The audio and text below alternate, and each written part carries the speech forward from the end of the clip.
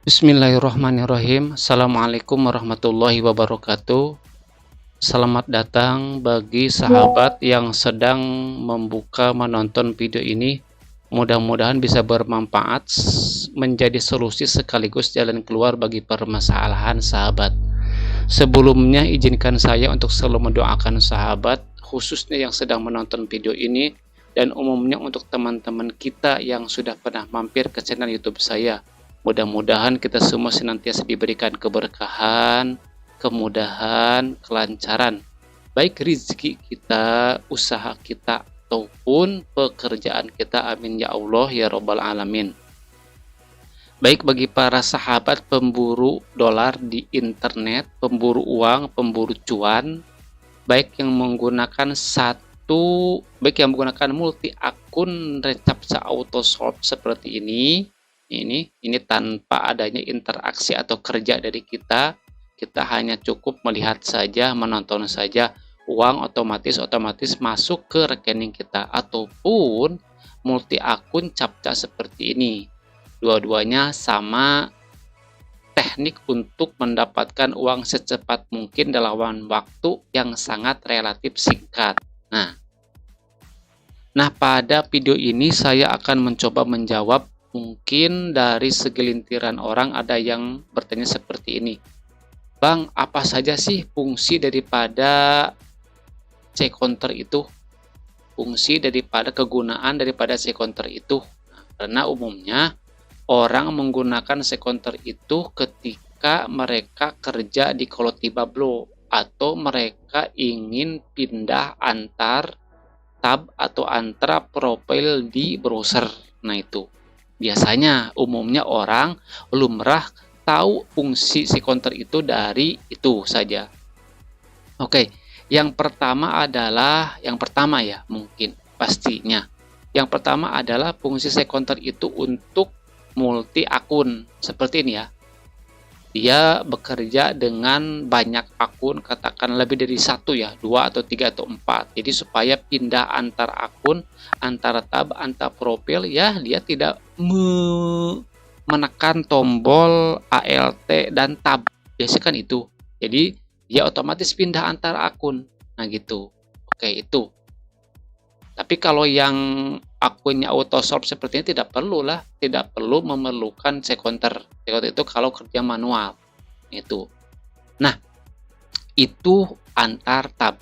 Atau bisa juga C-counter itu bukan hanya tab atau profil pada browser, bisa dia berpindah antar software satu dengan software yang lain. Ingat ya, bukan tab atau profil, tapi software. Baik software Mozilla, software Google Chrome, software OBS, software Paint, software Photoshop, atau software Microsoft Excel, ataupun Word, atau PowerPoint, atau yang lainnya, atau bahkan aplikasi kalkulator juga sama, atau bahkan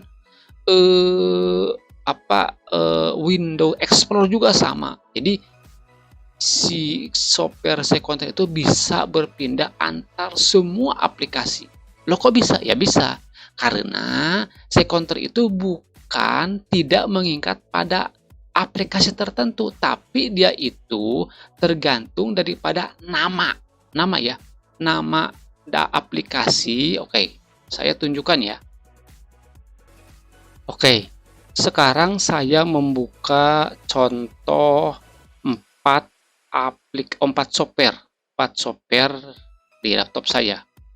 Sekarang ini adalah software yang pertama. Ini software Microsoft Word.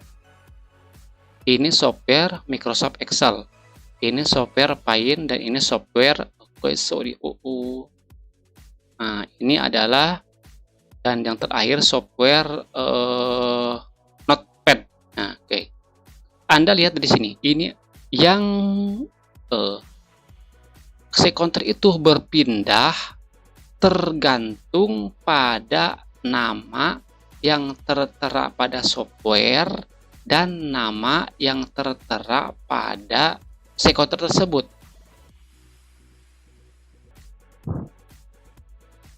C-counter itu berpindah berdasarkan nama yang tertera pada software. Ini nama pada software, ini namanya untitled, ini namanya, ini yang di atas, biasanya atas sebelah kiri, ini namanya kalau di Microsoft Excel. Kalau di Word ini namanya dokumen. Nah, ini namanya. Itu tertera pada nama ini. Nama ini. Nama mana yang ada atau yang diinput pada sekonternya. Nah, cara inputnya di sini. Di sini kan ada. Nah, di inputnya di sini ganti Windows title. Nah, ini. Jadi kalau nama di Windows-nya di software-nya itu Paint atau dokumen atau Excel, ganti namanya di sini. Nah, maka dia itu sekonter itu akan berpindah pada nama yang tertera pada software yang tertera namanya di sini. Nah, gitu. Kalau misalkan kita nama di sininya itu diganti dengan dokumen, misalkan dokumen. Oke. Diganti Windows ya, katakanlah ini, ubah title. Ini ubah title ya. Nah, di sininya itu kita itu berubah dengan nama, nah ini dengan nama ini, nah ini dokumen, ini kan dokumen, maka dia itu akan berpindah antar dokumen atau antar Microsoft Word. Tapi kalau kita rubah dengan nama ini books, nah ini Excel, nah kita maka berpindah antar software Microsoft Excel. Nah, dan selanjutnya itu. Jadi tergantung pada nama aplikasi mana yang tertera pada kolom ganti title. Nah, itu. Yang pertama itu ganti antar software ya, bukan antar tab. Tuh. Kemudian lagi yang kedua. Yang kedua itu bisa untuk TO, time out. Nah, itu. Jadi kalau time out itu untuk apa? Apakah untuk kalau tiba lulus? Tidak. Kalau TO itu tergantung pada halaman software mana yang tampil, yang terlihat. Nah, kalau seperti ini. Nah, kalau ini kan berarti yang terlihatnya ini yang paling depan. Software mana yang tampil paling depan. Nah, di antara 4 software ini yang paling depan mana? Yang ini. Maka yang kedeteksi TO-nya itu adalah software yang ini, yang Notepad. Nah, gitu. Jadi kalau misalkan Anda bekerja, ada beberapa software di desktop Anda yang dibuka, maka kalau tiba block itu harus tampil paling depan supaya TO-nya itu terdeteksi oleh sekonter itu. Nah, itu untuk TO. Yang ketiga itu untuk merubah harga yang dimasukkan pada sekonter. Ada di settingan sekonter itu harganya mau berapa, mau $1, $2, mau $0,1 atau $0,4, berapa terserah Anda. Itu jadi untuk berubah itu. Dan yang keempat itu adalah untuk autocomplete. Nah, untuk autocomplete. Autocomplete itu seperti apa, Bang? Autocomplete itu kita lihat pada captcha ya. Nah, ini captcha. Nah, ini adalah ada captcha itu kan minimal itu 4 ya, 4 huruf dan maksimal itu bisa sampai 10 huruf lebih ya. Nah, coba bayangkan kalau Anda harus mengetik dari satu captcha Anda mengetik 10 huruf, coba bayangkan. Tangan Anda atau jari Anda bakalan gentir, mungkin bakal capek, bakal pegal. Nah, tapi kalau autocomplete tidak. Kalau memakai autocomplete, misalkan yang diketik oleh Anda itu, misalkan saya tunjukkan ke sini ya. Nah, ini adalah beberapa list AHK di sekonter. Nah, ini ke sini. Misalkan ya, ini adalah yang di sebelah kanan. Sorry, saya perkecil. Nah, ini. Yang di sebelah kanan ini adalah captcha complete-nya, captcha full-nya.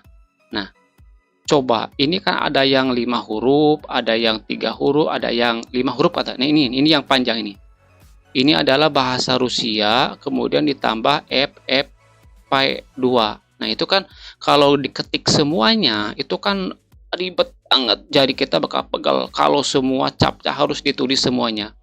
Tapi dengan autocomplete, kita bisa mengaturnya. Misalkan, karena ini bahasa Rusia, kita ingin ketika hanya dengan mengetik bahasa Indonesia saja, maka maka autocomplete, maka diketik di sininya FFP2.